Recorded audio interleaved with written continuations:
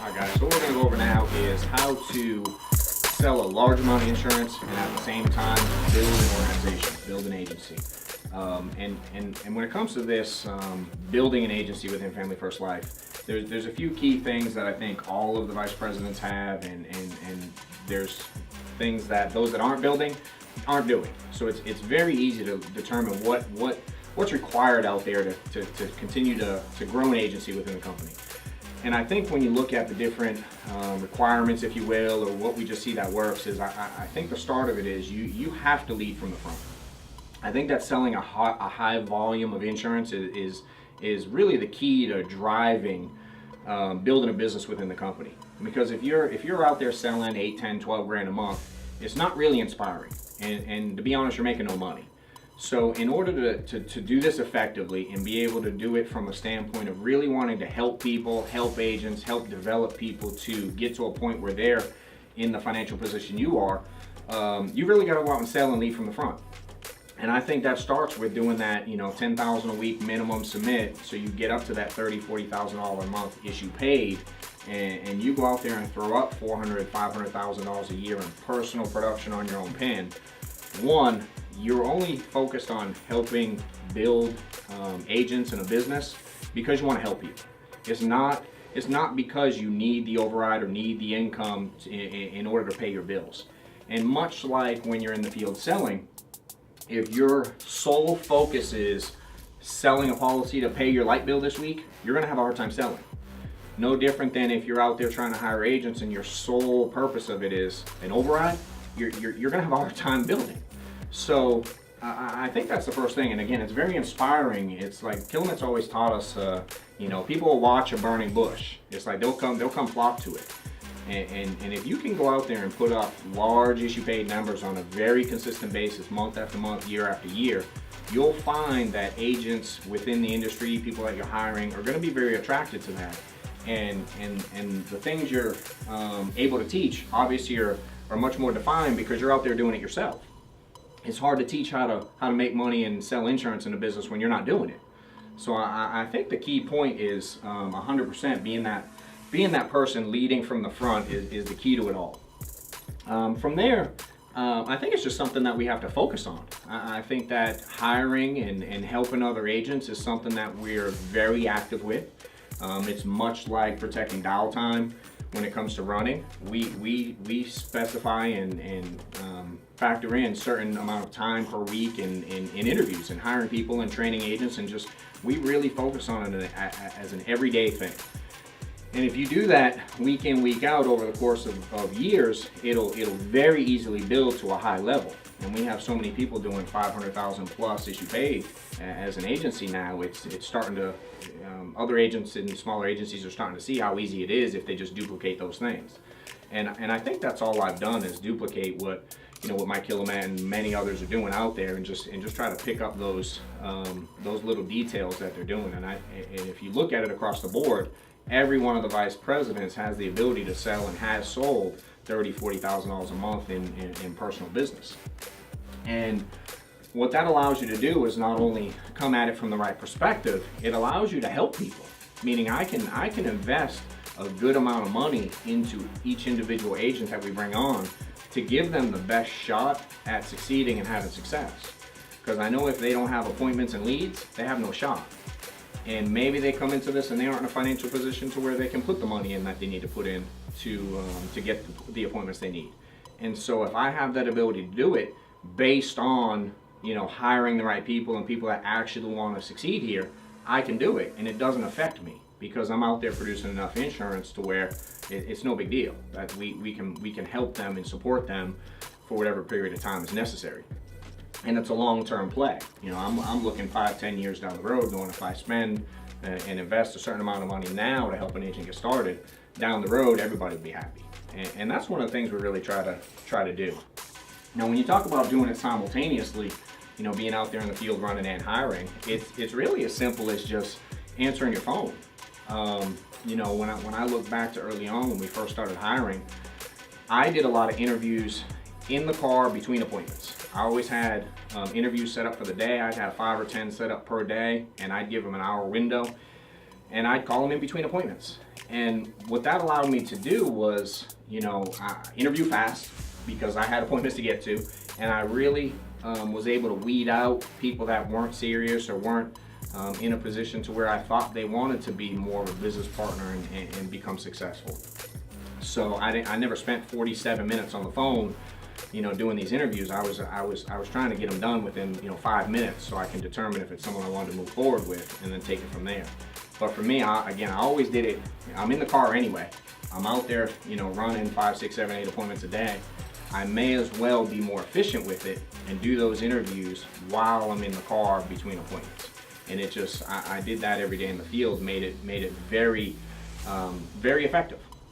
And so, as you start doing that, and then you're out there in the field, you get done selling a big policy, make $1,000, $2,000, and that comes across on the phone when you're doing interviews. Especially if someone's in the business, you can start having conversations about how much is you paid, and you're in the field still currently, and they know they can rely on you much more for help because you're out there physically doing what they're trying to do. So it becomes much easier to hire when you're out there doing it because you can relate to them, obviously. It's hard to teach someone to sell a high volume of business if you've never done it. So it's from the experience that allows you to do that. And then as you start to build it, again, I think answering the phone is a key factor to it.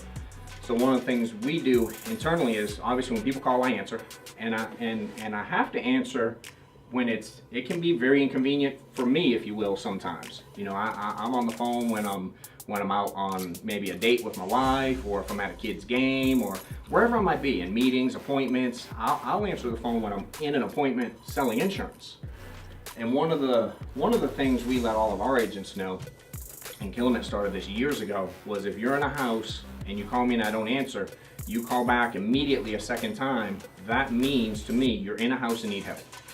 So I'll just excuse myself from the client, say, I'm sorry, I gotta grab this phone, I'm one of the managers, I gotta help somebody. And I pick up and I will help that agent that's in a home while I'm sitting at the table selling insurance. And the crazy thing is, I found that tends to give me more credibility when I'm in the home, and then it helps that agent obviously take care of whatever they need to take care of in their house. And I've seen and heard from other people that are looking for help, maybe with other companies or whatever the case is, and they say every time they call for help, nobody answers. It's like, that's kind of weird, because we all have cell phones. It's very easy. You always have it with you. And so that's one thing that Sean and Mike have taught me early on is always answer your phone.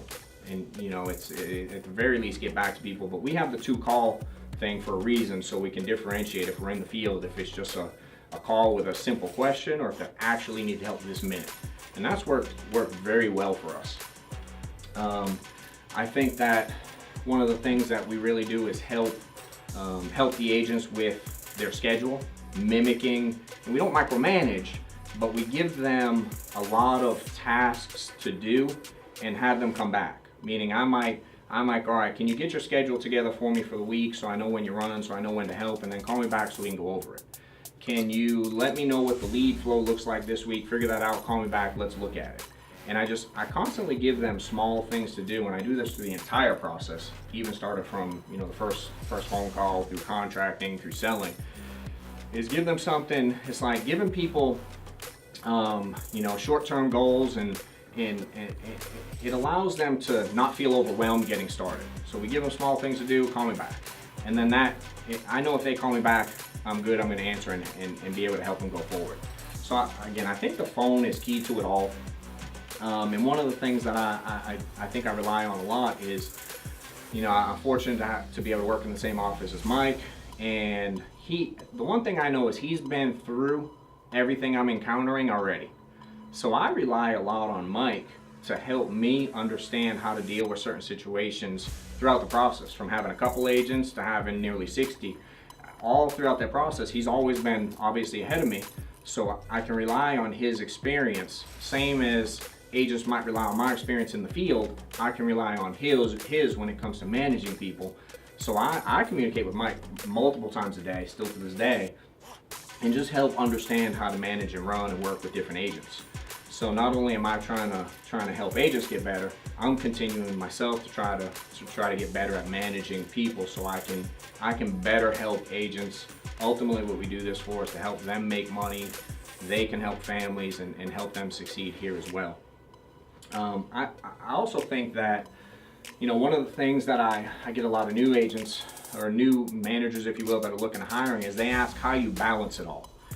And to be honest, at that point where you're having to run and hire and do it all together, I don't think there should be balance. I think for the first few years of you doing it, it should be all out all the time, 24/7 in a sense.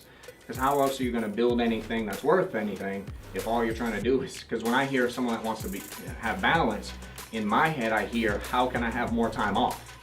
And I think it's a bad way to look at it. So I just, and again, I was new once too, so I understand that, and I remember asking a very specific question like that, and just, I understand now what it takes to build that, and there may not be any for a while. I mean, we've been doing this for several years now, and we go pretty hard, and it's a long-term play. I'm looking when I'm 50 years old and trying to retire, what it'll look like then. I'm not so worried about it today. It's very much a long-term play. So I don't worry so much about the balance. I just try to get as much done in the 24 hours we all have as possible and make it as efficient. So if I can do multiple things at once, I do. I think the other big part that we all drastically underutilize is using other people that are having success in the industry to help. Like, I no longer feel, and maybe when I was new, I might thought I had to do everything for new agents, but I don't at all think I have to be the end all be all or be everything to everybody. My job is really as a manager to teach people how to do what I do. And that, what I do is I go out and I learn information about different sales techniques. I go to meetings, I get on calls, I go to trainings, I ask questions, I learn products and stuff on my own time at, midnight instead of watching TV, just stuff like that. So I try to relay that stuff to other agents. And instead of, for instance, when agents call for a question, for instance, in the home, sure, week one, I'll just give them the answer. But they start getting into week 2, week 3, month 2, month 3. I now start to teach them how to find the answer, because that's what I did. Like, if I had a medical issue, I wasn't sure what to do, I pick up the phone and call the carrier, or look at an underwriting guide, whatever it is. And I may know the answer when someone calls, but it does me no good, and it does them no good if sometimes I just throw them the answer to get them off the phone. So I might take a little bit more time to teach them how to obtain that answer, so in the long run, they don't have to keep calling for the same question. I want to teach them to be self-sufficient. And again, going back to, I think underutilizing the system, if you will, and all the talent we have within the company. I think that we spend a lot of time pushing agents, not in a negative way by any means, but helping other successful agents within the business help train them. Meaning, if I can get them in front of, a Paul and Andrew, Mark, Matt, all these other guys that are having crazy success, why would I not? So we really push people to go to all the meetings all over the country, and when we have a conference, go up and ask questions to other. I want people to have different perspective, because if I look back over the 5 years I've been doing this, and we go, what's John Wetmore's in-home? It's a mix of everybody else's, and I just made it my own and tweaked it and put it to my personality and made it work. But all I did was steal everything. So I encourage our agents to go like, I train how I know how to do stuff. I'm going to give you my opinion, what works for me. But I also understand that everybody's personality is different, and what I do in a house might not work 100% for someone else. Maybe they can take some from me, but heck, they might learn much more from another VP manager within the company. So we highly encourage people to go to, again, all these meetings and calls and ask questions of other successful people in the company. Now, we're very clear, please don't ask questions of people that aren't issue paying a high volume. Well, if someone's trying to train you and they're issue paying $8,000 a month, walk away. Like, let's go learn from people doing, high level stuff where you want to go. So if we can all utilize that as well, and again, just if you're trying to build this, let's go out there, learn how to sell a high volume of insurance, and at the same time work on hiring and training people while you're out there in the field, and just do it all together and go all out for you know, a year or two and build this thing and use all the resources that Sean and Family First and all the vice presidents have put together to help us all. And please don't feel like you have to be everything to everybody in every situation. So hope it helps. Appreciate you guys.